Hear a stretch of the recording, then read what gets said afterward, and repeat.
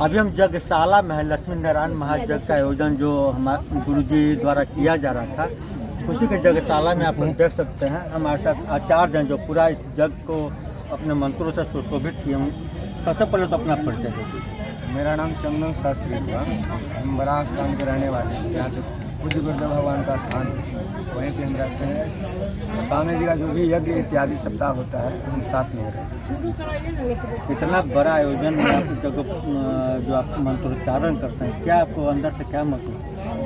अंदर से अच्छी सहानुभूति होती है। ऐसा ब्राह्मण कुल में जन्म लेकर, और ये जो ब्राह्मण कुल का फर्ज होता है हम निभा रहे हैं। और बहुत सुंदर होता है कि मैंने ऊँच कुल में जन्म लेने का तात्पर्य न होता है कि भाग्योदयन बहुजन्म समर्जितेन सत्संगमं च लभते पुरुषो यदाव। बहुत बड़ा भाग्योदय होता है तो सत्संग का अवसर मिलता है, और सत्संग का अवसर उसी को मिलता है जिसका भाग्योदय होता है, पुण्योदय होता है। आप तो लगातार स्वामी पुरुषोत्तमाचार्य जी के साथ जुड़े रहते हैं, क्या कहना चाहेंगे स्वामी जी के बारे में? स्वामी जी सूर्य की किरण है, इनके बारे में कुछ कहना जैसे कि बहुत पड़ जाएगा। सूर्य की किरण जगत को बिल्कुल प्रकाशित किए हुए हैं। देख रहे हैं कि कहाँ से नहीं जनता आ रहे हैं। भक्त लोग जो हैं बिना बुलाए भी, ऐसा नहीं कि सब लोग को निमंत्रण नहीं मिलता। ए बाबा जानते तू तब कुआं खोला ना। गुरुदेव भगवान का जो विचार है वो अलग है। कुछ ऐसा मंत्र हमारे दर्शकों के लिए आप अपना बता?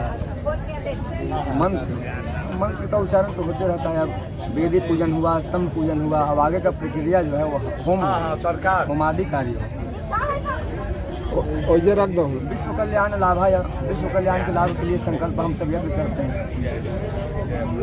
जो यज्ञ है, यज्ञ इसीलिए किया जाता है। तो पूजन करना, यजन करना, सत्संगति करना, दान करना, यज्ञ का मुख्य प्रयोजन यही होता है। भक्त लोग दान भी कर रहे हैं, यहाँ पूजन भी हो रहा है, सत्संगति भी वहाँ जैसे कि हो रहा है। क्या कहना चाहेंगे आप इस यज्ञ में लगातार अपने मंत्रों से यज्ञ को सुशोभित करते रहे? यज्ञ का उद्देश्य सर्वप्रथम क्या होता है यह जानना चाहिए। यज्ञ करते क्यों हैं, यज्ञ के माध्यम क्या है, यज्ञ के करने का परम उद्देश्य क्या है। कारण दो हैं, एक धार्मिक कारण है, एक वैज्ञानिक कारण। धार्मिक कारण यह है कि हमारी वैदिक सभ्यता, वैदिक परंपरा से चलते आ रहा है, हमारे पूर्वजों के द्वारा। सकनाथ जी ने हमारे वैदिक दर्शन में कहा है कि ये तो ये बुद्धि अनिश्रेष्ठ सिद्धि सर्व धर्म, जिसके हमारे जो पूर्व जो हमारे गार्जियन हैं, हमारे पूर्वाचार्य हैं, जिनके द्वारा यह मार्ग दिया गया। यज्ञ प्रजन्यम, यज्ञ क्यों किया जाता है? प्रजन यहाँ से प्रकृति की रूपी वायु को शुद्ध करने के लिए।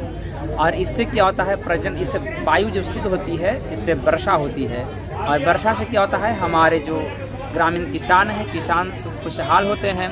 जनमानस के बारिश से अच्छी फसल होती है, और कुछ अच्छी फसल से हमारे जीविकोपार्जन होता है, और उस जीविकोपार्जन से क्या होता है? हमें पोषित होने का, मुख्य पोषित होने का एक अन्न की भी आवश्यकता होती है।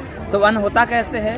तो उसके लिए प्राकृतिक रूपी जो प्रकृति से बारिश होती है, उस बारिश के द्वारा जो प्राप्त जल है, उसके बाद जो उससे हमारे खेत के माध्यम से अन्न उपजता है, उस अन्न को हम लोग ग्रहण करते हैं, आपको जीविकोपार्जन करते हैं। वैज्ञानिक कारण क्या है कि जो हवन करते हैं इसमें नाना प्रकार की औषधियाँ इसमें डाली जाती है। जैसे मुख्य रूप से तिल, काला तिल पड़ता है, जौ पड़ता है, चावल पड़ता है, घी पड़ता है, गुड़ पड़ता है, और इसके बाद बहुत से नवग्रह की लकड़ियाँ पड़ती है। इसको जलाने से हमारे वैज्ञानिकों द्वारा भी रिसर्च किया गया, हमारे पूर्व ग्रंथ में भी इसको सिद्ध करता है, प्रमाणित है ग्रंथ में, कि इसको जलने से जो धुआं उत्पन्न होता है, वायुमंडल में ऐसे भी बैक्टीरिया हैं जिनको इन्होंने विनष्ट करता, काल नष्ट कर दिया जाता है, और वायुमंडल को शुद्ध कर दिया जाता है। यज्ञ का परम उद्देश्य भी है, और एक उद्देश्य ये भी है कि यज्ञ के माध्यम से हर जनमानस चंदन पुष्प डालेंगे, जलपात्र को बाएं हाथ पे रखेंगे, दाएं हाथ पे ढक लेंगे। कल्याण करना, कैसे भी कल्याण हो, इस कल्याण के लिए यज्ञ की जाती है। आम लोगों को यज्ञ में क्यों शामिल होना चाहिए? आम लोगों को यज्ञ में शामिल होने सर्वप्रथम यह कि पहले धर्मो रक्षति रक्षता, धर्म की रक्षा करेंगे तभी हमें धर्म भी रक्षा करेगा। और यज्ञ में हम इसलिए आना चाहिए कि यज्ञ के माध्यम से हम एक अनेकों जगह से आकर के एक हो जाते हैं। जैसे अनेक नदियाँ आती है समुद्र में, लेकिन जब समुद्र में मिल जाती है तो वह समुद्र का जल बन जाता है, फिर वह अथाह संख्या में हो जाता है। वैसे ही इस यज्ञ के माध्यम से लोग वहाँ गाँव में बहुत छोटे मात्रा में